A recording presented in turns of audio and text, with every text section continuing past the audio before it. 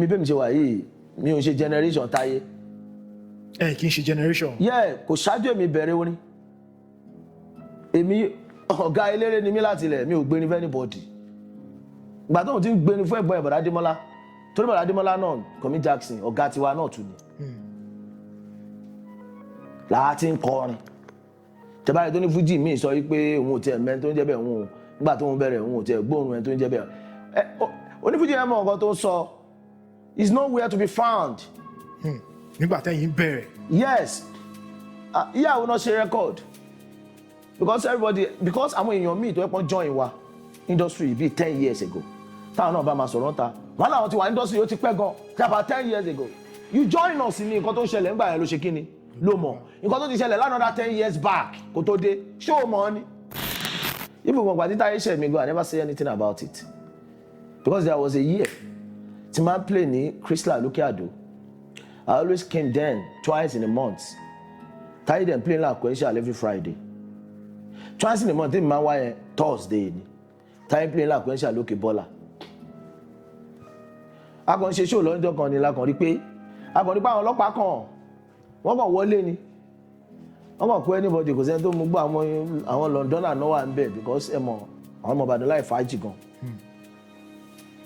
Bọ́n ẹ̀kọ́ adé àgàn kú nìyẹn so àwọn èèyàn pàtàkì wọ́n dẹ̀ ṣe kí ni wọ́n tẹ̀lé wa kí ló ṣẹlẹ̀ kí ló dé kankan lítàlítà ẹ̀wọ̀n àwọn ọlọ́pàá àwọn náà àwọn tó wá arrest wa ẹ̀kan pè wá sẹ́yìn pé Taye ló set wa ní ibẹ̀ yẹn bóyá arọ ni bóyá òótọ́ ni.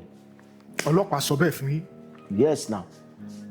Ìgbà kan start tó settle ọ̀rọ̀ yẹn tán gbé kí nìkan tó ṣẹlẹ̀ gangan tó fi information ọ̀nà ọgbọ́n tó fi wá boss show báyẹn ìkọ́kọ́ gbọ́ àṣẹ ìpé tọ́pẹ́ ìpé Taye ló ṣe kíni òun ló sẹ̀ tí ń bẹ̀rẹ̀ kí ló owó kì í fowó lọ́rùn. I never said anything about it. Then and this artist started sọ iná kò lára kankan kó má kàn dàbí pé èèyàn criticize yàn. Let's take the facts. Let's call a spade a spade.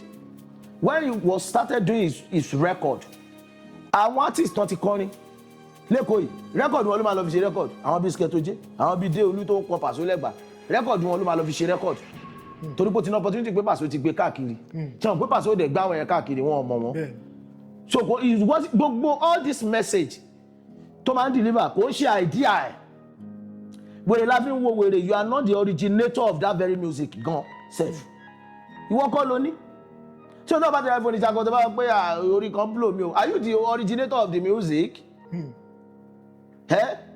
Copycat artist you still have the mouth to talk. Ẹ lọ sọ́lọ́jà are you the originator of the ẹ lọ sọ́lọ́jà ni? Come out and say it. Are you the originator of ẹ lọ sọ́lọ́jà?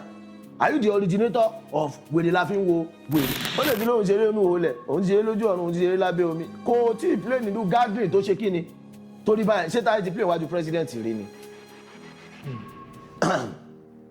Kò ì play irú gathering tó rí báyẹn rí torí àtàbásán sàrẹ́ ní sẹ́ni náà ti ń jẹ Olúbàdàn tó ń kọrin bẹ́ẹ̀ ni kí wọ́n wá kọrin location tó ti ń jẹ Olúbàdàn gbogbo ó yàtọ̀ sí pé káwọn ẹgbẹ́ kan pèèyàn sí kọ̀rọ̀ kan ìpè máa kọrin ìpè wọn jẹ Olúbàdàn wọn náà máa kọrin bí àwọn ẹgbẹ́ yìí la pè é. Kò ṣerú ẹ̀ rí wáyé tẹ̀ ń tọ́ra yín kí ló dé tẹ̀ ń bóbó ara yín àwọn ò lẹ̀ ń bóbó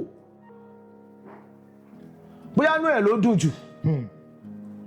Yes inú ẹ̀ lè dùn jù torí pé he has never performed in that kind of gathering before. I can say it and say it again. Yes.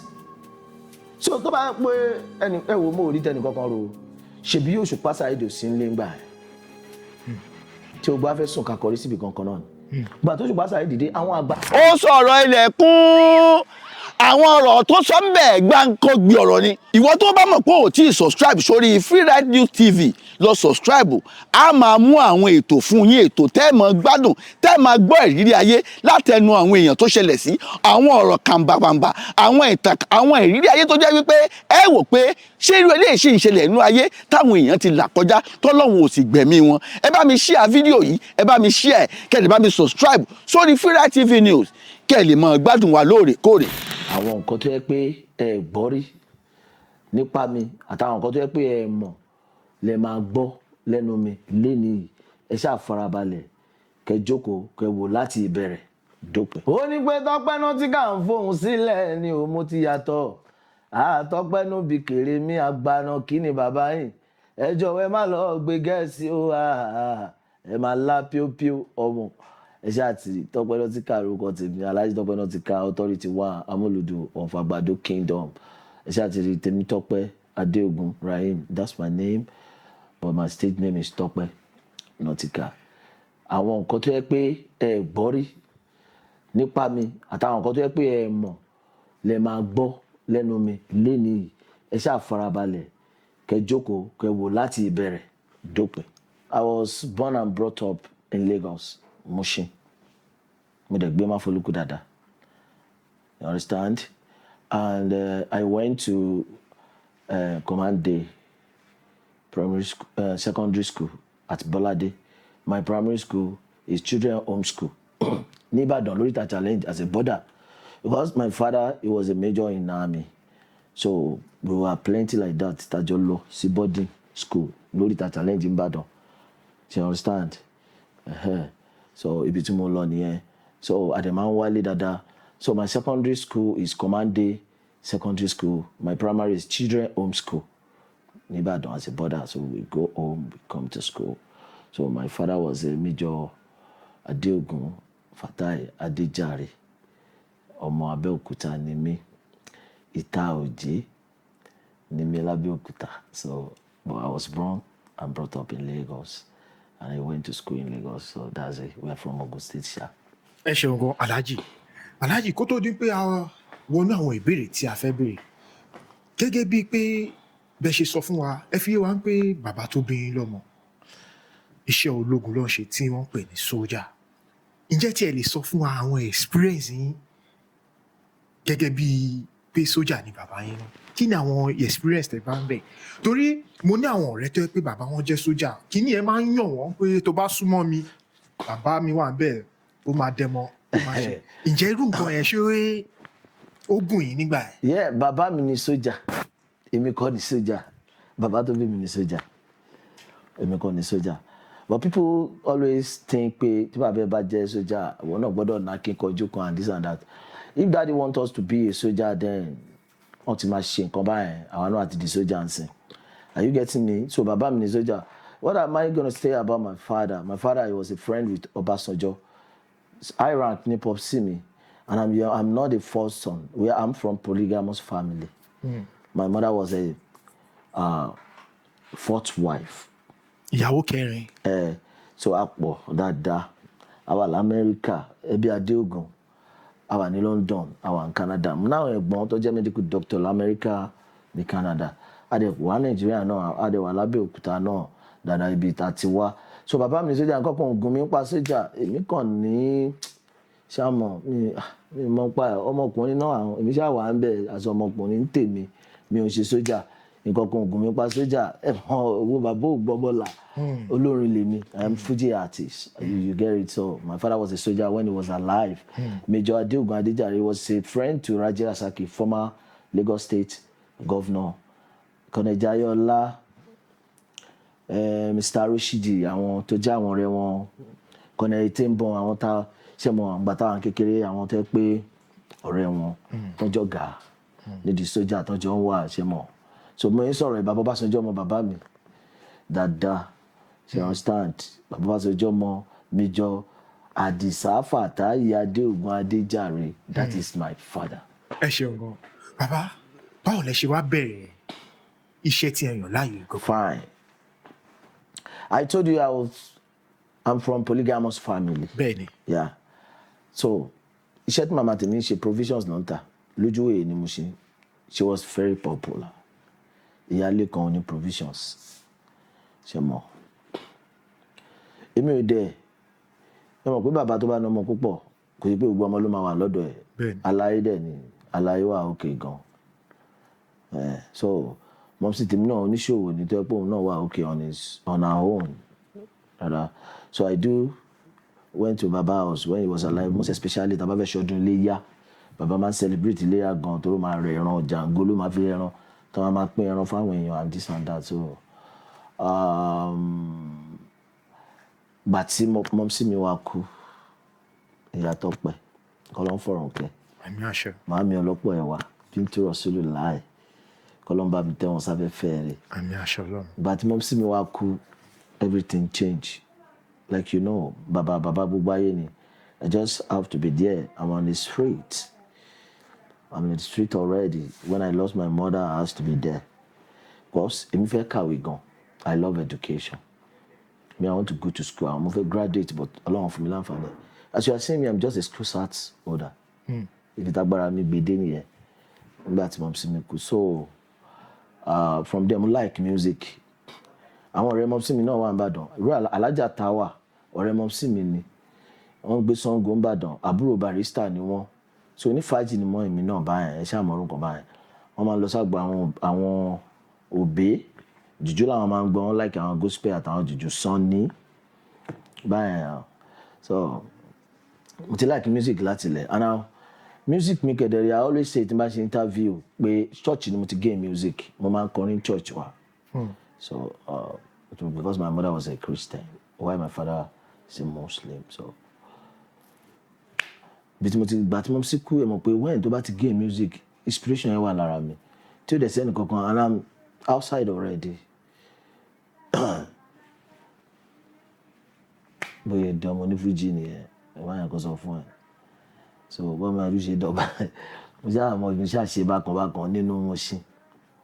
So it's a long story. I've been saying it, but àwọn èèyàn wà pẹ̀lú wa, àwọn tó ń jù wá lọ, àwọn tó assist wa, débi táwa yẹn, àwọn tó help career mi, débi tí mo wà yẹn, pé tó pé ó máa mọ́ kí ní ìṣe, jẹ́ ká ṣe báyìí. So ibi táwa lé ní lélẹ̀. So mo rí Fuji yẹn. When I lost my mother, I was on the street. So mo dẹ̀ mọ́rin kọ, mo dẹ̀ choose Fuji. Ọlọ́run dẹ̀ bá mi ṣe. Ẹ ṣeun gan. Gẹ́gẹ́ bí ẹ ti ṣe ṣàlàyé fún wa, street lẹ́wà, ẹ mọ orin kọ, ẹ mú Fuji láàyò láti máa ṣe. Ṣùgbọ́n wọ́n ní tí èèyàn bá mọ̀nà, ibi tó ń lọ ò ní tètè yá. Bẹ́ẹ̀ni. Ta ló wá ṣe àtọ́nà yín gangan tó yẹ pé ó dà pé òun ló dàbí pé wọ́n mú yín lọ́wọ́ ní pé ó yá Alhaji báyìí ní kẹgbà. I always keep saying this. Ṣé rí wọ́n tó bá jọ ọmọ Mushin tó bá kọ Fuji tán bá rí ẹ, ó ti yẹ kí ọmọ ibikíbi kan máa ṣèbà fún wọn ni. Bẹ́ẹ̀ni, because kò easy fún ẹni eléré láti dìde Mushin o. Mushin yàtọ̀ sí anywhere o. Kí ni ìdí tẹ́ fi sọ bẹ́ẹ̀ sà? Ìdí tẹ́ fi sọ bẹ́ẹ̀ ni pé tó bá ń gbọ́ Mushin, tí má tẹ̀ sọ pé bóyá nǹkan kan ń ṣẹlẹ̀ Mushin lásán. Kọ́ má tẹ̀ sọ pé nǹkan kan ń ṣẹlẹ̀ Mushin lásán. Kọ́ má gbọ́ nǹkan ṣẹlẹ̀, tó bá ń gbọ́ Mushin ẹ mọ̀ nǹkan tó ń ṣẹlẹ̀ Mushin. Kò easy fún Fuji láti dìde Mushin o. Tó bá lọ sí island nsìn, tó bá lọ nǹkan Fuji, before you know it, àwọn businessman kan tó yẹ pé àwọn náà ń ṣòwò, wọ́n á ti mú ẹ mọ́ra, wọ́n á ti máa try láti assist ẹ, ìpè career ẹ lè grow. Bẹ́ẹ̀ náà l'Ajégúnlẹ̀, t'Ajégúnlẹ̀ ò tiẹ̀ lé wọn kì í pẹ́ dẹ́gbẹ́lẹ̀. Wọ́n á kàn dẹ́gbẹ́ kìíní kan fans club. Kò sí eléré tó wà l'Ajégúnlẹ̀ tí ò ní fans club. Kò sí bóyá fẹ́ kéré tó. Ajégúnlẹ̀ ìjọra abádíà kankan yẹn, wọ́n máa ní fans club ni. Bọ́n pé kò bẹ̀rẹ̀ Mushin sí o máa tètè ráwọn kan tó máa kóra wọn jọ pé fans club ẹni ẹ o. Pasuma fans club is not started from Mushin o. Àwọn tó kàn like Pasuma ní Mushin wọ́n wà. But when it comes to Pasuma fans club, ìgboro ló ti bẹ̀rẹ̀. Ìgbà tó rí bọ́n ṣe ń gboro làwọn ti Mushin náà. No support. No join mọ́. Kò yí sì fi eléré kankan láti dìde Mushin. Yes, ìwọ tó lọ tó bá wá dìde, ó yẹ kó mọ̀ pé nígà ni ẹ. Ìwọ tó bá rí tọ́tẹ̀ sọ fún yín pé ọmọ Mushin ni o. Ọmọ this guy is a nigga. Ṣé mo orúkọ báyẹn? So Mushin mo ti bẹ̀rẹ̀. Mo dẹ̀ bẹ̀rẹ̀ Mushin. I was there. Pẹ̀lú àwọn àgbàlagbà eléré tọ́jú àwọn ọ̀gá wa dáadáa. You get me? Alhaji, Akànní, Shina, Scorpido, Fuji, Adaji, Adisa Aláṣẹlà, Kọ́sílífà Kọ́lọ́nfọ̀rún kẹwọn. Àmì àṣẹ. Alhaji Easy Kabaka Ajani, the blessed memory, and Alhaji Wasiu Alabi, Pasuma, Sunny T, Adesoko, Alhaji Ajani, Tẹ̀kúyè, Kọ́lọ́nfọ̀rún kẹwọn àti Sunny T àti àwọn tó lórúkọ ẹ jẹ́ ká dárúkọ wọn. Àwọn nìyẹn. Eléré pọ̀ Mushin o, àwọn mìíràn tá tún lè dárúkọ wa. But àwọn tó lórúkọ tí ẹ pé mo lè sọ fún yín tẹ́lẹ̀ ṣe kíni tẹ́lẹ̀ mo dárúkọ ẹ̀. So I started. Pasuma has been a good boss from the genesis of my career. You understand? So like I said, mo sọ fún yín pé church lè mi ti gain music. Bẹ́ẹ̀ni. I was just like mo fẹ́ jẹ́ kó ní tèmi yàtọ̀. Mo fẹ́ kó ní tèmi yàtọ̀ somehow. Mo máa ń gbá àwọn research yẹn. Àwọn research mo gbá ló jẹ́ kí n gbá research dọ́dọ̀ Saheed Òṣùpá àgbà tí mo gbọ́ live fún wọn kan. I was like people ní àlàyé tí máa ń ṣe jump. Ló jẹ́ kí n kọjá sájégúnlẹ̀. I spent like more than 2 hours láti read orin Òṣùpá. Kí n wo bọ́n ṣe kọrin tí máa dó wọn ọmọ mi ò mi mọ̀ wọn o. Mo kàn ń watch wọn bọ́n ṣe máa ń kọrin títí tí mo fi get bọ́n ṣe máa ń kọrin yẹn. Yeah, I did. So torí pa bá kàn sọ pé Tope Nautical kàn like mi ó wá bá mi ní o kọ̀ọ̀kan ó ti ń kọrin ẹ̀ lọ mi náírà gan tí mò ń dáńgbà. I'm just looking of way forward láti so and I went to read his music. Mo máa dúró máa bọ́ yín kọrin and Ọlọ́run dẹ̀ jẹ́ kí n get ẹ̀. So ìgbà tó máa padà tí mo kàn jẹ́ kó mọ̀ pé second Òṣùpá lè mi jẹ́ ẹ̀sìn o. That's how everything started and ó dẹ̀ build orúkọ yẹn dẹ̀. Ìgbà tó ti pé mo fẹ́ ṣe first album ni mo rò pé okay jẹ́ kí n máa jẹ́ Tope Nautical. So Tope Nautical is where we are today. So kò sí àti Pasuma àti Òṣùpá àwọn méjì lẹ̀gbọ́n mi àwọn méjì lọ̀gá mi. Kò sí àtọ̀ ń bẹ̀. But mo súnmọ́ Paso dáadáa torí pé ilé la ti ń kẹ́ṣọ́ ròde. Yeah, I'm one of olóyè lọ́dọ̀ Paso. Apàṣẹ ọ̀gá ńlá. But mo súnmọ́ Òṣùpá. When it comes to music, the idea I used to sing my song, I learned it from Òṣùpá. So that's just it. Ẹ ṣeun gan Alhaji mo rí nǹkan kan lẹ́njọ́ mẹ́ta ẹ̀ lórí social media. Ó possible kẹ́yìn náà ti rí kọ́ ti fi hàn yín. Ǹjẹ́ lè ṣàlàyé fún wa kí ni nǹkan tó ń ṣẹlẹ̀ ọgbọ́n? Torí ọ̀pọ̀lọpọ̀ àwọn ènìyàn wọ́n fẹ́ gbọ́ látẹnu yín sá.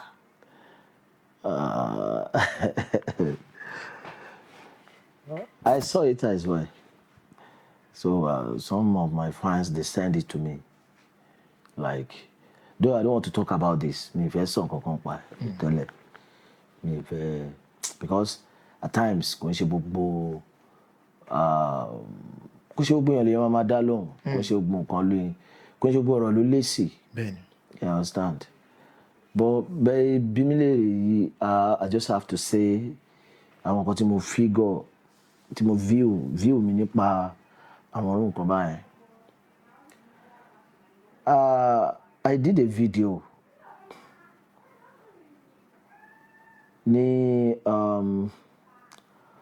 on the 26th of September. Yeah, 26th of September. I'm having show at Real Lodge for Diamond birthday. She okay, yeah, Real Lodge mo ti ṣe show lọ́jọ́ yẹn. So by wá jókòó, ó rà pé ọjọ́ yẹn náà ni wọ́n ṣe Olúbàdàn. Coronation. Náà ṣe coronation Kábíyèsí Rashidi Ládọjà Olúbàdàn. Ọjọ́ yẹn náà ṣe. So by wá jókòó, wọ́n wá gbé fídíò ẹnìkan wá fi fídíò Taye currency hàn wá. Tó ní performing artist ní gathering yẹn. Ṣé understand? Go and call him, everybody was saying it. Ó ṣáà ń jó. And I'm about to stage. Èmi mo ti fẹ́ máa lọ stage. No have beginning home. So the video is very funny to me. Ó funny. The way he used to dance pẹ̀lú agbádá yẹn lásán ó funny ṣe mi. Torí mi ò kí n rí tẹni kankan ro bí ẹni pé ẹnì kankan mọ̀ kankan ṣe. Ṣe get nǹkan tó bá ṣe tó bá sọ ẹ dé stage tó wà ẹ má sọ pé kò mọ̀ ṣe. Àti wípé gbogbo nǹkan tá à ń ṣe yìí náà Ọlọ́run ọba ló ń gbà kò sẹ́ni tó mọ̀ kankan ṣe náà. No one is perfect. Ọlọ́run ló ń gbà gbogbo nǹkan tá à ń ṣe Ọlọ́run ló dẹ̀ ń sun everybody. Oore ọ̀fẹ́ Ọlọ́run ni gbogbo wa ń jẹ. Ṣé àwọn sọ báyìí wá gbé fídíò wá it looks funny to me. Bóyá kọ́ nìyẹn wọ́n á wò pé bọ́bọ́ ìyá wèrè gan-an. Ó dà pé president wà ní gathering yẹn wọ́n dẹ̀ tún joyè gbogbo ìlànà ìwòrè mo kàn wò lọ gbé kí ló lè borí yẹn wá náà mo wá rẹ́rìn ìgbà táwa wà lórí stage ṣe mọ̀ àwọn fans wa náà tó jọ ọmọ Ìbàdàn wọ́n wà ní gathering táwa náà ti fẹ́ ṣe show yẹn mo wá ń kí wọn àwọn ọmọ Ìbàdàn pé ẹ kú ti oyè Olúbàdàn tuntun o kádé pẹ́ lórí ìkọ̀ọ̀kan kìíní kan o mo kàn tún rántí wèrè láfi wo wèrè tí bọ̀bọ̀ yẹn kọ lọ́jọ́ the same day tó ń jẹ Olúbàdàn yẹn náà ni I was like pé ẹ má wà wá fi wèrè wo wèrè báyìí o kọ̀ọ̀kan I'm just cracking my joke and so everybody should go back to the video and watch it. I'm not make just of anybody or punk or something.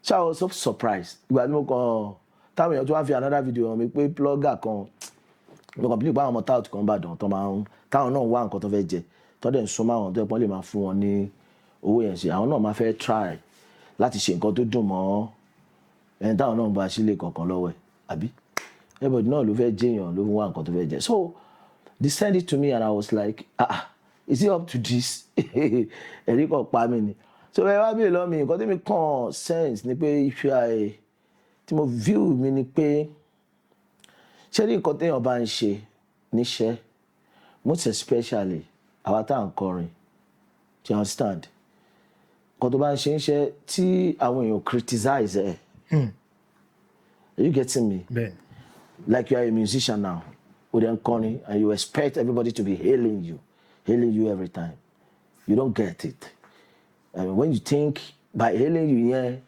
ló máa fi move lọ síwájú it's not like that music is all about controversial táwọn èèyàn bá ti criticize ẹ kò lè jẹ́ kí wọ́n gan move yes because mo lè rántí ìgbà tí Pasuma àti Òṣùpá tẹ́ pé bí kò jọ áwọ̀ kan tó wà láàrin wọn bí àwọn fans Pasuma bọ́n ṣe ń criticize Òṣùpá yẹn ló ń jẹ́ kó Òṣùpá máa move síwájú báwọn fans Òṣùpá yẹn bọ́n ń criticize Pasuma yẹn mi ò jẹ́ kí Pasuma náà dúró so tí ọba ń ṣe nǹkan táwọn èèyàn bá ó lè expect wọ́n kọ́ máa fún 100 every time even if you are doing it well they won't they will have one excuse or other láti do you get it so that's it but ẹ máa rò pé kí ló ń ṣe lè mo kàn rò pé kó ṣe gbogbo èèyàn lè máa dá lóhùn gbogbo èèyàn kọ́ lè máa dá lóhùn pé wọ́n ṣe nǹkan kan ẹ̀ kàn sáré tán máa and if you can tẹ́ bá farabalẹ̀ dáadáa ẹ̀ rí pé gbogbo àwọn pluggers tó ń bá Táyé ṣiṣẹ́ they always say jargons rubbish no máa sọ wọ́n yìí máa address àwọn èèyàn they talk nonsense because recently ni mo rí nǹkan kan èmi ò ní time anybody I don't have time I just want to do my music sing for you kẹjọ kí n location kí n dẹ mi ò ní time I don't have time to criticize anyone because people I did one interview Agbaletu nígbà yẹn tí mo sọ̀rọ̀ Alhaji Sule wẹ́wẹ́ some people they were like the comment section mi ló kàn mí they say anything and everything about it but nǹkan tí mo try láti sọ I don't know maybe we all get it this is what I'm saying Wewe is a big Fuji artist in a Fuji industry. Pasuma is a big Fuji artist in that industry. Likewise, Òṣùpá side. Are you getting me? Àwọn ọmọ kan wà tó ṣe fẹ́ ṣiṣẹ́ yìí. Are you getting me? Nǹkan tẹ́yìn bá lé ilẹ̀. Bẹ́ẹ̀ni, làwọn ẹ̀ máa bá. Làwọn ẹ̀ náà máa bá. So tẹ́ bá ní àwọ̀ láàrin ara yín, wẹ́ni tó bá ti tó bá tan kámẹ́rà sí lójú, ẹ sọ nǹkan tó jẹ́ pé ó máa lè wúlò fáwọn tó bá tún fẹ́ ṣe iṣẹ́ yìí. Ẹ sọ̀rọ̀ tó máa look bí as in air sand tó máa look bí èjì yẹn pàgbàlagbà ló ń ṣe kíni ló ń sọ̀rọ̀ tí àwọn èèyàn tó ń wò yìí tán lè máa rí ọgbọ́n kọ́ ń bẹ̀. Iṣẹ́ wa ni Fuji now you cannot just come and say bla bla bla about Fuji ìgbé kí ni àwọn onírí bá àwọn bá ṣe yẹn jẹ́ ni wọ́n á complete bá bí ẹ̀ pa àwọn claim right wọn ni who knows àwọn nǹkan míì ti lè ṣẹlẹ̀ láàrin wọn kò sẹ́ni tó mọ bí everybody ti ń ṣe kíni tó ti ń bọ̀ everybody náà ló ń kárí ẹrù ẹ̀ níbi tó bá fẹ́ gbé sí are you getting me but nǹkan tẹ́mi kàn try láti yọ ọ́ bẹ́ẹ̀ ni pé ẹ ní láti sound báyẹn níwájú kámẹ́rà tó ráwọn kan sì fẹ́ àwọn ọmọ kan sì fẹ́ ṣiṣẹ́ yìí ẹ máa fún wọn ní chance láti máa sọ̀rọ̀ sáwọn àgbàlagbà ẹni a ò ní kò síṣẹ́ tó yàn máa ṣe tí pains ò kì í sí bẹ́ẹ̀ tí sacrifice ò kì í sí bẹ́ẹ̀ mi ò ń búyàn tẹ́ni eléré bàbá rẹ̀ wò pé ó fọ́n bù kíní kankan ẹnì kankan ò bọ́ èmi iṣẹ́ yìí tí mo ṣe yìí náà Fuji yìí náà ni mo fi ń jẹun ni mo fi ń bọ́ ọmọ ni mo fi ń bá mo fi kọ́lé mo fi ra mọ́tò ni mo fi ṣe gbogbo nǹkan no one to credit me Are you getting me? Yeah. So I don't. If you don't like me, you can panji. No be you dey feed me. Oh. I swear. Now my hustle they do my everything. Shey you get me ba? And Oluwa lo de nshola àti mo yen. So that was for interview tí mo ṣe fún àwọn àgbàlẹ̀ tún gbà ẹ̀ táwọn èèyàn sọ ń pa ẹ̀ because I just have to say this. And back to currency or Olúbàdàn wèrè la fi ń wo wèrè. What is my business with currency? Even when Taye Taye me go, I never say anything about it. Because there was a year. Tí máa ń play ní Crystal lókè Àdó. I always came then twice in a month. Taye dem play like Sequential every Friday. Twice in a month, tí máa ń wá yẹn Thursday ni. Taye play like Sequential lókè Bọ́lá. A kàn ṣe show lọ́jọ́ kan ni la kàn rí pé ọ̀rọ̀ tí mo sọ yẹn ti pẹ́ o. This story tí mo sọ yẹn had 20 years. Are you getting me? A kàn rí pé àwọn ọlọ́pàá kan wọ́n kàn wọlé ni. Wọ́n kàn kó anybody kò sẹ́ni tó mú gbọ́ àwọn Londoner náà wà ń bẹ̀ because ẹ mọ̀ àwọn ọmọ Ìbàdàn láì fàájì gan. Bọ́ ẹ̀kọ́ adé àgàn kú nìyẹn so àwọn èèyàn pàtàkì wọ́n dẹ̀ ṣe kí ni wọ́n tẹ̀lé wa. Kí ló ṣẹlẹ̀ kí ló dé kankan lítà ẹ̀wọ̀n àwọn ọlọ́pàá àwọn náà àwọn tó wá arrest wa ẹ̀kan pè wá sẹ́yìn pé Taye ló set wa ní ibẹ̀ yẹn bóyá arọ ni bóyá òótọ́ ni. Ọlọ́pàá sọ bẹ́ẹ̀ fún yín. Yes now. Ìgbà kan start tó settle ọ̀rọ̀ yẹn tán gbé kí ni nǹkan tó ṣẹlẹ̀ gangan tó fi information ọ̀nà ọgbọ́n tó fi wá boss show báyẹn. Ìkan kan pè wá sẹ́yìn pé tọ́pẹ́ jẹ́ ipe Taye ló ṣe kí ni òun ló set ń bẹ̀ kí ló owó kì í fowó lọ́rùn. I never said anything about it. Then irú plugger kan ability tẹ́tọ́ pé ó sọ̀rọ̀ pa nìyẹn òun máa wà nínú gbogbo Amẹ́dúgùrì nínú gbogbo àwọn Haúsá bí tó wà yẹn.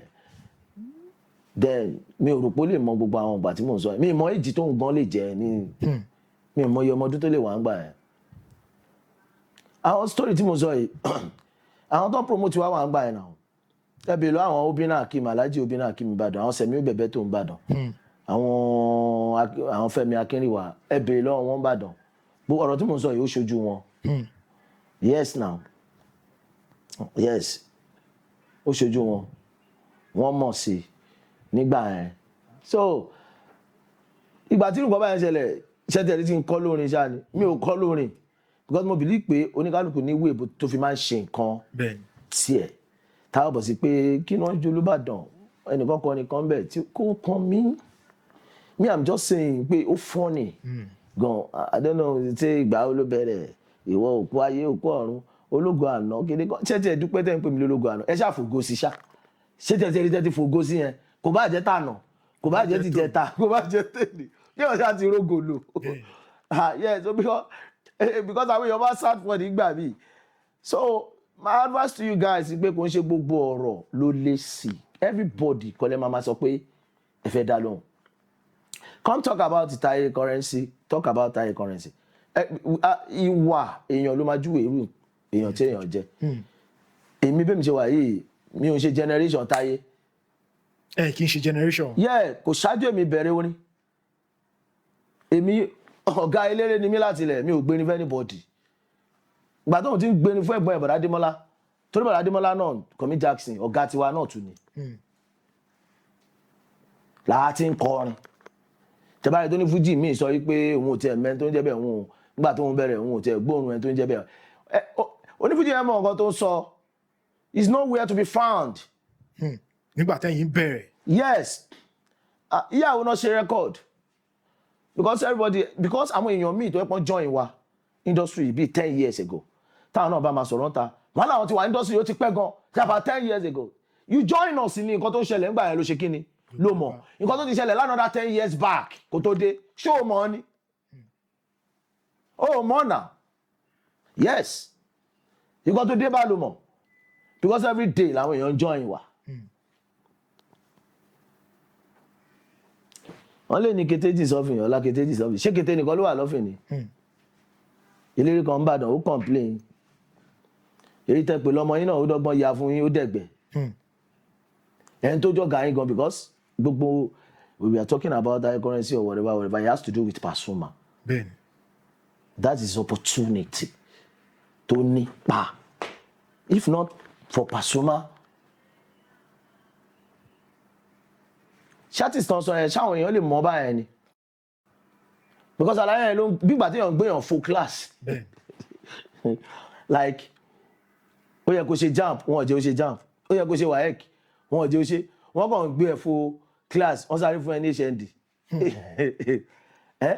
yorùbá ẹ̀ so that just is that's opportunity tó ní nìyẹn so àlàyé ló gbé káàkiri showcase ẹ̀ fún everybody tí Pasuma bá love yàn ó máa love yàn without any excuse ni sa opportunity tó ní nìyẹn kò yẹ gbówó àẹ́ẹ̀dẹ̀ nìkankan so àwọn èèyàn tí Pasuma ti fi hàn tó ti jẹ́ kó tètè mọ̀yàn ẹ̀mọ̀ ọmọ tó bẹ̀rẹ̀ láti grassroots tó yẹ bẹ̀rẹ̀ tó dẹ̀ jẹ́ kó tètè mọ àwọn èèyàn gidi òun ló ẹ̀pọ̀ ẹ̀dẹ́ position tó wà ẹnìkankan ò dẹ̀ bínú ẹnìkankan bó ṣe yan tiẹ̀ nìyẹn àánú wọn tó dẹ̀ gbàdúrà pé kí tiẹ̀ bàjẹ́ yes tó bá ń gbàdúrà pé kó rí Ọlọ́run kan bàjẹ́ bí ìgbà tí wọ́n fẹ́ ba tara ẹ̀ jẹ́ ni because orí Ọlọ́run ni Ọlọ́run tó yẹn ń ṣe náà kò kú òbí tó wà ó ń ṣe fáwa náà àbẹ̀ tó bá ní tòun ò tó at least ilé wa là ń gbé oúnjẹ wa là ń jẹ aṣọ wa là ń wọ̀ ẹnì kan kò bá yọ̀ tọmọ yọ̀ so kí ló dé because when we talk about Fuji pé kíní yóò da tẹ ṣe kíní yóò da tẹ ṣe bọ́gà yín ẹ sọ̀rọ̀ sọ́gà yín kankan ẹ̀ àwọn tó gbẹ yín léyìn ẹ̀rọ ojú ẹ̀ ṣe kíní kan lábá ní kíní yóò da àwọn idiot kan mí ti mọ bí tó ti máa ń ríra wọn I don't know mi mọ bí tó ti máa ń gádà ara wọn jọ they started talking about the money àwọn kan lè kọ síbi kan ṣé àwọn ẹ̀yin tẹ̀ ń sọ̀rọ̀ ṣé àwọn family yóò rówó rí ni wọ́n lè nìkan lówó kan ẹnìkan lówó kan ṣé àwọn family tó bá tiẹ̀ ń bọ́ ẹ̀ ṣé àwọn náà ń bọ́rú àwa ni àwọn kan náà ń bá wa yeah àwa ti ń lo kájọ́ káwọn tó ń lago yes now so therefore about the issue èmi ò ní kankan láì sọ èmi kankan sense ni pé don't ever look as everybody is criticizing you. If you see if you come across someone is criticizing you shall stand learn láti gbọ́ nǹkan tó ń sọ yẹn dáadáa because nǹkan táwọn èèyàn ò bá criticize kò lè move yes okay let me tell you something now the way táwọn èèyàn ṣe ń criticize Taiwo yẹn currency yẹn wípé fumble sọ́gà ẹ̀ which is truth wípé ó ní ìgbéraga ó sọ̀rọ̀ jù ó ṣe kinní kan the way báwọn èèyàn ṣe criticize ẹ̀ yẹn ló jẹ́ kóun náà máa move by are you getting me tí wọ́n bá criticize òun náà fún pé ó sọ̀rọ̀ sọ́gà ẹ̀ anyhow òun náà lè máa move bó ṣe move yìí so for them kò ń ṣe gbogbo èèyàn tẹ́ bá gbọ́ kó criticize nílẹ̀ máa fún lésì meanwhile I will criticize mi ò kí ń rí téèyàn rò I will just tell you the fact is either you leave it or you take it me I'm just cracking my joke like Olúbàdàn ẹ lọ wo fídíò yọ ó fọ́ ni kò sẹ́ni tó máa gbé wá bá tí ò ní rẹ́rìn èèyàn kàn dágbádá bolẹ̀ báyìí èèyàn wò rí wọ́n ní president wà ń bẹ̀ yẹn wọ́n ní ọba náà jẹ́ ń bẹ̀ yẹn and when we are talking of ìjọba Olúbàdàn ní weight gan nílẹ̀ Yorùbá ẹ kàn imagine àwọn tó lè wà ń bẹ̀ mo wá rò pé kí ló lè mú bọ̀bọ̀ yìí tó lè ṣe irú kan ṣé a máa ní swag ni àbí èmi tiẹ̀ kọ́kọ́ rò pé bóyá context ni bóyá ẹ mọ̀ ó fẹ́ kí something look control far sharp bóyá ló fi ṣe bóyá ó mọ̀ ọmọ ẹ mọ̀ ẹlòmíì máa ń develop right idea báyìí mo kàn rò bẹ́ẹ̀ ni mo máa rò pé kò ń ṣe yẹn mímọ̀ pé tó bá jẹ́ yẹn náà ni ó yẹ ká ti máa ráhùn sign báyẹn because àwọn kan wà tí wọ́n mọ̀ ń paṣẹ yìí náà ṣe mọ̀ kò ń ṣe yẹn wá pé kí ló lè mú gbogbo àwọn ìkọ̀ báyìí ṣe mọ̀ ó fọ́ ní sẹ́mi ni kò dẹ́yẹ pé mo sọ pé lónìí if gan lẹ́yìn ìgbà yẹn tí mo lọ plane Ìbàdàn ní Mọ́nàtàn I said it in that video pé ẹ̀yin tí wà o ẹ má bínú o torí gbà tí mo gbọ́ ọkọ̀ táyà sọ pé kò rí bẹ́ẹ̀ o eléré tẹ̀ ń sọ̀rọ̀ pa èyí ó lè jẹ́ inú ẹ̀ lè lọ dùn jù torí pé ó lè ti lóun ṣeré inú òòlẹ̀ òun ṣeré lójú ọ̀run òun ṣeré lábẹ́ omi kò tí ì plane nínú gathering tó ṣe kí ni torí báyìí ṣé Táyé ti plane wájú president rí ni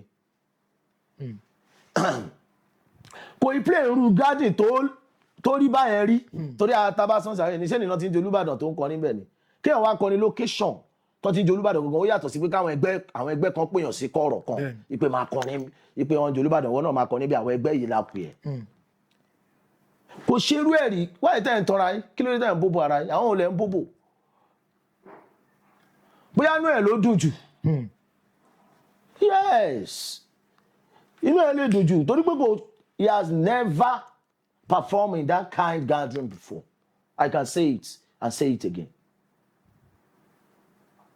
yes so tó bá pé ẹni ẹ wo mo rí tẹnì kankan ro ṣebí Òṣùpá Saheed ò sí nílé ńgbà ẹ tí o gbà fẹ́ sùn kakọrí síbi kankan náà ni gbà tó Òṣùpá Saheed dìde àwọn àgbàlagbà kan bàdàn wọ́n wò pé irú rẹ́kọ̀dù yìí àwọn ò gbọ́dọ̀ kíìpù ẹ̀ fún oyè Olúbàdàn gbà tó Olúbàdàn jẹ kán eléré wo ló ṣe kíni ló kọrin kí ló kọ kán wá wo fídíò yẹn kán rí gbogbo èèyàn bẹ̀ wọ́n rí pé it's a bad memory náà tún ṣe pé Saheed Òṣùpá wípé káláyé náà tún wá ṣe another coronation so tó bá di lọ́la o tó bá ń béèrè pé eléré ló perform lọ́jọ́ Olúbàdàn wọ́n á wá àwọn náà sọ pé Saheed Òṣùpá ò sí nílé ńgbà yẹn eléré ta pèrè tẹ́ ẹ bá rí àléébù kan tí ó ṣe ń bẹ̀ táwọn èèyàn ń pariwo láti má ba orúkọ Olúbàdàn jẹ́ torí irú ẹ̀ ò ṣẹlẹ̀ rí so àwọn náà sọ pé ìtorí ẹ̀ láti ṣe pé Alhaji Saheed Òṣùpá pé káwọn náà wá ṣe míì wọ́n tiẹ̀ ní play wèrè láfi wo wèrè fún wọn wípé gbà tẹ́jẹ Olúbàdàn ní 2025 eléré olóko yẹ play fún wa because àrọ́báyé bàbá ìtàn ni irú ìtòṣùpá kọ yẹn náà máa ṣe kí ni náà máa present fún wọn Ìbàdàn kéré ọmọ kékeré òǹjẹ Olúbàdàn àwọn àgbàlagbà tó ti kọ́kọ́ jẹ mọ́gàjì náà ń jẹ Olúbàdàn so irú gathering báyìí àwọn èèyàn tó bá máa wà ń bẹ̀ àti eléré tó bá máa pè ó gbọ́dọ̀ tí nǹkan kan bá tiẹ̀ ń gbénú ẹ̀ á lẹ́yọ̀rọ̀ lọ́nà kó tó wá fàbọ̀ sórí bóyá kátà náà máa ń kọ́kọ́ lé lọ mi mà àwọn òwe púpọ̀ báyìí kó tó fàbọ̀ sórí adìyẹ are you getting me? Because ó fọ́ni sí mi ni bọ̀ báwọn tó wá ń já búrẹ́dì fún wọn lọ́wọ́ bọ́yìí wá ń sọ̀rọ̀ tèmi pé ológo àná kíní kan kọ́kọ́ ológo ìjẹta àtológo àná àtológo ìjẹta kí ọ̀ṣà ti máa rógo kó ṣáà máa ẹ ṣáà fògo sí ẹ ṣáà mọ̀ kó go ni mí lóòótọ́ bá ti mọ̀ fógo ni mí èmi ò ní problem pẹ̀lú yín àti pé ṣé gbogbo èèyàn lè fẹ́ máa dá lóhùn ni wọ́n lẹ́ ń bọ́gà yín ẹ sọ̀rọ̀ everybody rí ẹ̀rẹ̀ lẹ́yìn lẹ́mọ̀ ọ̀rọ̀ sọ jù pé tẹ́bá kò sí nǹkan tẹ́lẹ̀ fọ̀rọ̀ sọ àwọn ọmọ tó wà lábẹ́ yín wọ́n lẹ́ẹ̀ ṣe dáadáa ilé ìtẹ́sọ pé ẹ̀yin lẹ́tọ́ bó sáré dẹ́gbẹ̀mú náà sáré wá sábẹ́ umbrella ọ̀gá ńlá pé nǹkan tó mẹ́rin jẹ́ èèyàn tẹ́yìn fi ń ṣe rádaràdà báyìí bóyá ó tiẹ̀ lè help àwa náà everybody sọ pé nǹkan tẹ́ ṣe ò dá ẹ plane lo Olúbàdàn ẹ ń pariwo wèrè lábíwòrè àwọn èèyàn kan pé kò dá ẹ ń pé Fuji ní weight gan tẹ́ bá wò pé àwọn èèyàn pariwo wèrè lábíwòrè yẹn Fuji ní weight fún ara ẹ̀ àwọn èèyàn people love Fuji gan ẹ máa ti gbà tí Fuji ti wà ní wọ́n náà nǹkan tí ò ń ṣe ò dá oní abẹ́sọ̀rọ̀ àwọn nìkan ẹ̀ ń sọ̀rọ̀ owó ẹ̀ ń ṣí eré ní sáwọn ìran àwọn èèyàn yìí tẹ́ ń sọ̀rọ̀ owó àwọn ìran yìí ò lówó lé ní ẹ̀ rówó rí ni ṣọ́ọ̀ fowó tọ́ ẹ̀yìn ni and this artist start ẹ̀ ń sọ yìí náà kò lára kankan kó má gbọ́dọ̀ pé èèyàn criticize yàn let's say the facts let's call a spade when he was started doing his record àwọn artist náà ti kọrin lẹ́kọ̀ọ́ yìí rẹ́kọ̀dù wọn ló máa lọ fi ṣe rẹ́kọ̀dù àwọn bíi Skẹ́tójé àwọn bíi Déolú tó ń pọ Pàṣọ lẹ́gbàá rẹ́kọ̀dù wọn ló máa lọ fi ṣe rẹ́kọ̀dù torí pé ó ti ní opportunity pé Pàṣọ ti gbé káàkiri tí wọn pé Pàṣọ ó dẹ̀ gbá wọn yẹn káàkiri wọn ọmọ wọn so gbogbo all this message tó máa ń deliver kò ń ṣe idea ẹ̀ wèrè la fi ń wo wèrè you are not the originator of that very music gan sef ìwọ kọ́ ló ní tí o náà bá tẹ̀lé fún ìṣàkóso tó bá pé orí kan blow mi o are you the originator of the music? Copycat artist you still have the mouth to talk ẹ lọ sọ lọ́jà are you the originator of the ẹ lọ sọ lọ́jà ni come out and say it are you the originator of ẹ lọ sọ lọ́jà are you the originator of wèrè la fi ń wo wèrè so tọ́lọ́run bá ń báyàn ṣe kó ra bọ́ sí kọ̀rọ̀ kó máa ṣe kí ni kó máa jẹ kíìzù ẹ̀ kó máa jẹ síkò ẹ̀ kó máa dúpẹ́ kó yẹ pé ẹ̀kan òpó everybody lẹ́fẹ̀ẹ́ máa dá lóhùn kó ṣe gbogbo èèyàn lẹ́ máa dá lóhùn náà me I'm just cracking my joke ẹ ti tan kámẹ́rà kìnnì kan ológo àná ológo ìjẹta ológo ṣe ẹ bá ṣáà ti fògo sí gbogbo yẹn ò dùn mí and for any video artist talking about me I don't have time when you get to that stage we know what we are talking about you may not know now no blackmail yàn bí máa rí fújì artist kan tó kéré sí mi gbogbo nǹkan tó lè ṣe wọ́n láǹfààní ni máa ṣe kíni ní máa sọ fún wọn mi lówó ti fẹ́ gbé fún ẹ o mi ò ń bribe yàn pé ọ̀gbẹ́ yes I will just give you my word if you are trying I will let you know you are good on what you are doing keep it up so that's me I'm for real so that's just me so if you see anybody tó kàn tán kámẹ́rà ń pa mi tó ń criticize mi kò move mi lẹ́yìn tẹ̀ tí àwọn èèyàn bá ń criticize mi gan-an ló máa ń jẹ́ kí n step up dáadáa because nǹkan táwọn èèyàn bá criticize ada pé wọn ò rí wọ́n rí ẹ lọ criticize ẹ. Yes, if you ever make sense, kò ṣe everybody lè máa dá lóhùn. Ẹ kàn sọjú nù ni. Ilé ìtẹ́lọ́ ń tà tí bàbá òṣìkiri tẹ́ ń tàn umbrella, èmi ò ráyè. Yes, I will just tell you the truth. And when it comes to music, I am a confirmed Fuji artist. I am one of Fuji artists that sound unique. I sound unique. Yes. My tonnage is from Oshupao, but I sound unique. Kò ń ṣe irú ẹ̀yin lẹ́fẹ̀ẹ́ fún ni bá àjà, kò ń ṣe irú àwọn ẹ̀yàn náà fẹ́ fún ni bá rú èmi jà. Mi ò mọ̀. Ó ní wo lẹ́fẹ̀ẹ́ kọ, pátápátá ẹ̀ wọnú Wasiu Ayinde lọ àbí kẹ́ wọnú kẹlọ́kọ ní Wasiu Ayinde kẹlọ́kọ ní Barrister. Yes. Irú àwọn artist báyẹn kọ́ ló fẹ́ fún ni bá rú àwa ìjà. No. Ẹ bá lẹ́fẹ̀ẹ́ kọ ní Àgbáǹsì ẹ̀ wọnú ní Barrister ẹ̀ wọnú ní Wasiu Ayinde. Ṣẹ́yìn lẹ́fẹ̀ẹ́ fún ni bá rú àwa ìjà ni. Àwa tó yẹ pà gbélé ẹ̀rọ ni la máa kọ. Ṣé ọgbọ́n gbogbo orin náà pariwo gbogbo ẹ̀ lọ sọ́lọ́jà? Ṣé are you the originator of ẹ̀ lọ sọ́lọ́jà ni? Wèrè la fi wo wèrè, is it your song? Are you the one that composed it? Irú àwọn ẹ̀kọ́ náà fẹ́ foni bá àjà, mo lè foni máa gbá etí wọn nìṣó báyìí. Nǹkan tá a train nìyẹn, a dẹ̀ náà tó train àwa, nǹkan tá a kọ́ lọ́dọ̀ Òṣùpá nìyẹn. Right? Ṣé mi fẹ́ sọ̀rọ̀, ó kàn máa àwọn shit àwọn people ṣe ó kàn múnú bí me I don't talk like that. Kọ́ lọ máa mú rẹ́kọ̀dù Táyé wá ní kọ̀ọ̀kan. Màá ní Kídé Olú tó wà lẹ́gbàá tó ń kọrin kó lọ mú rẹ́kọ̀dù ẹ̀ wá. Kẹwo yí ẹ̀ tí Dé Olú ṣe tiẹ̀, kẹwo yí ẹ̀ tí Táyé ṣe tiẹ̀. Gbogbo ní àwọn ọmọ yẹn ló máa ń kọ, gbogbo ní Skẹ́tò J ló máa ń kọ. Gbogbo rẹ́kọ̀dù ṣé torí pé wọn gbọ́ àwọn yẹn, ṣé torí pé Pàṣẹ ò máa gbá àwọn yẹn kiri kan rí wọn. Wàá lólórin ní ẹni wájú irú àwa. Irọ́ o, mo ń bá ọjà bọ̀ tó bá yẹ pé wẹ́n tábàtì àwọn sọ̀rọ̀ gbogbo eléré like we sing àwa jẹ́rú àwọn yẹn lẹ́gbẹ̀ẹ́ tiwa. No, wọ́n kéré sáà o. Yes, wọn kò ń ṣe generation mi o. I've been there before him. Ẹlẹ́ẹ̀kejì kò ń ṣe pé àwọn lè gbóni tí wọ́n sẹ́gbẹ̀ẹ́ tiwa. No, tó bá mọ̀ kọlọmọ wọn lè gbóni tí wọ́n sẹ́gbẹ̀ẹ́ tiwa o. Orin táwọn kọ ó sún sẹ́yìn lẹ́gbẹ̀ẹ́ ti tiwa. Wọ́n bá ní wọ́n akọrin àgbóni wọn náà fẹ́ kọ náà. Wọ́n máa lọ kọ Wasiu Ayinde tó ti pẹ́ fún yín tàbí kọ́kọ́ Barrister tó ti pẹ́ fún yín ni. Ẹgbọ́n nǹkan báyẹn lẹ́nu tiwa ni. Lótìtọ́ àwọn ọ̀gá wa ni. Ṣùgbọ́n àwọn náà ṣiṣẹ́, àwọn tó kú lórí yẹn náà àwọn náà ṣiṣẹ́ díbẹ̀ ni. Ọpọlọ wọn, are you getting me? Bẹ́ẹ̀ni. Wọ́n ṣiṣẹ́ débẹ̀ ni. So search your brain. Wèrè lámìwòrè. Are you the originator of wèrè lámìwòrè? Ṣé wọ́n ló lórin? Ẹ lọ sọ lọ́jà. Are you the originator? Ṣé wọ́n ló ní? Ṣé torí pé Nàìjíríà jẹ́ free kínní? Torí pé Nàìjíríà ìdání náà. Tó bá pẹ̀lú òyìnbó ni wèrè lámìwòrè yẹn, ẹjọ́ wọn ti máa wà court báyìí. Ó dẹ̀ níye tó máa sọ fẹ́ tó lórin. Yes. The same thing with ẹ lọ sọ lọ́jà. Torí pé Africa gba kínní ni now. Ordinary sand, only sand, kéèyàn create sand báyìí, kó lò ní uptown, they will query you. Yes. I'm evidence that ibi tó ti record lélẹ́yìí, òun crack brain ni ó kàn lè máa mọ́pọ̀lọ́ àwọn èèyàn tí àwọn tọ́yàn lórí orí kan ní kò wá máa bragado lórí ìwà tí máa kọ́ inú àti máa dùn. Èèlà mi wèrè, are you the originator? Bunch of smellos. Èmi ò rí tí wọ́n rò, èmi ò rí tẹ́ni kankan rò, bóun yẹn lọ tan kámẹ́rà fún mi. The next thing is only ma fi bá yín wí. So that's just it, mi ò rí tí wọ́n rò. So it's okay. Ẹ ṣeun gan sir, ẹ ṣeun gan. Bàbá lẹ́yìn ìgbà tí fídíò tí ẹ sọ yìí tí ẹ blogger ẹ tó padà jáde bóyá tó fi rìn torí mo mọ̀ pé ẹni tí à ń sọ yìí náà mo mọ̀ ó possible káwọn náà rẹ̀. Ǹjẹ́ ṣé wọ́n fìgbà kan pè é pé ọ̀rẹ́ mi, ọ̀gá mi, pàdí mi? Èmi àti ẹni tẹ́ ẹ̀ sọ yẹn mi ò kò ń ṣe olójú àwọn èèyàn tẹ́mi máa ń bá ṣe.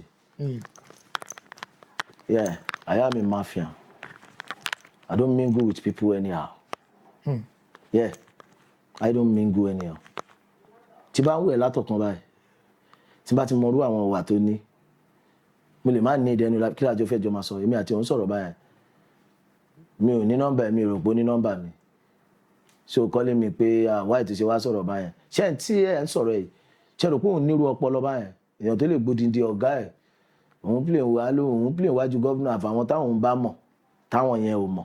Òun mọ̀ èèyàn gan.